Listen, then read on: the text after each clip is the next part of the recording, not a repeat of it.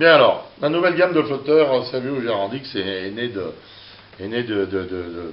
parties de pêche incessantes entre moi-même et toutes mes différentes équipes et des constatations qu'on a fait au bord de l'eau.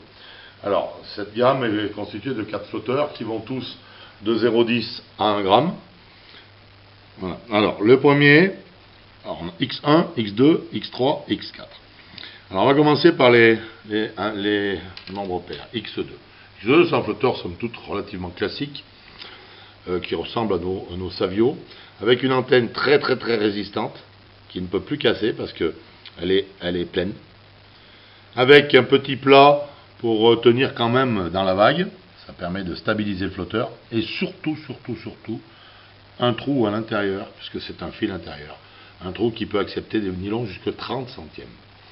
Alors, qui peut le plus, peut le moins. On va souvent utiliser des nylons 18, 20, 22, et il nous fallait ce type de flotteur. En plus, il est très résistant, et la quille est en fibre de verre plutôt que d'être en carbone. Donc, fibre de verre. Voilà. L'antenne, un petit peu plus courte que de coutume, et la quille aussi, parce que souvent, on a très peu d'eau dans les plans d'eau. Voilà. Alors, le même style de flotteur, le X4, exactement la même définition, mais une forme boule pour le vent. Ça, c'est quelque chose que je n'avais pas dans la gamme, c'est très important. Comme dans n'importe quelle pêche, quand la surface de l'eau frise, quand on a des petites vaguelettes, il est évident que cette forme de flotteur est beaucoup plus stable que celle-là. Voilà. Alors là, jusque-là, pas de souci, c'est du grand classique. Alors pourquoi ce type de flotteur-là? Par rapport à celui-là, le X1 par rapport au X2, c'est exactement le même en termes de matériaux utilisés pour faire la quille, en termes de longueur d'antenne, en termes d'antenne pleine, en termes de trous pour passer le nylon. Pareil, on peut mettre des très gros nylons. La seule différence, c'est le diamètre de l'antenne qui est moitié. Et quelquefois, pourquoi on en est arrivé là? Et on a même fait des tests à l'entraînement avec des antennes métalliques. Donc, hors de question de sortir un flotteur pour la carpe en antenne métallique, mais le but n'était pas de voir s'il y avait une incidence sur les touches au niveau du diamètre de l'antenne. Et effectivement, c'était le cas. On va pêcher 60 fois sur 100 avec ce type de flotteur, parce qu'il faut favoriser aussi la visibilité. Si on ne voit pas les touches, on ne risque pas de ferrer.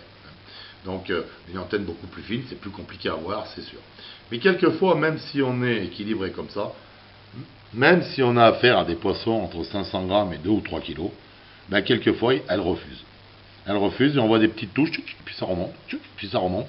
Ça, c'est qu'elles attrapent l'èche et elles recrachent immédiatement. Et là, on s'est aperçu, après tous ces entraînements, ben que si on change uniquement le diamètre de l'antenne, on garde le même poids de flotteur, on garde la même position des plombs, on garde le même diamètre de nylon, on garde le même hameçon, on change simplement le diamètre. Avec cet diamètre-là, on a des refus. Avec celle-là, ça coule. Donc voilà, fort de ces constatations, et avant tout, pour qu'on puisse, moi-même et mes équipes, pêcher correctement, on a sorti cette deuxième sorte de flotteur. Donc le X1, c'est le X2 avec l'antenne fine, et le X3, c'est le X4 avec l'antenne fine, avec une boule, de la même façon. Alors, petite particularité, pourquoi cet œillet? Pour passer le fil dedans, éventuellement, mais surtout et avant tout, pour arrêter la boule vers le haut, ou la boule, ou le corps un peu plus long vers le haut. Parce qu'on veut mettre une antenne très fine, un trou très gros. S'il n'y avait pas un obstacle ici, la quille passerait à travers le flotteur. Voilà. Là, je pense qu'on a, si ce n'est atteint la perfection, tout du moins trouvé des formes, trouvé des solutions techniques pour encore améliorer ces pêches en carpe d'eau. Je vous conseille de les essayer.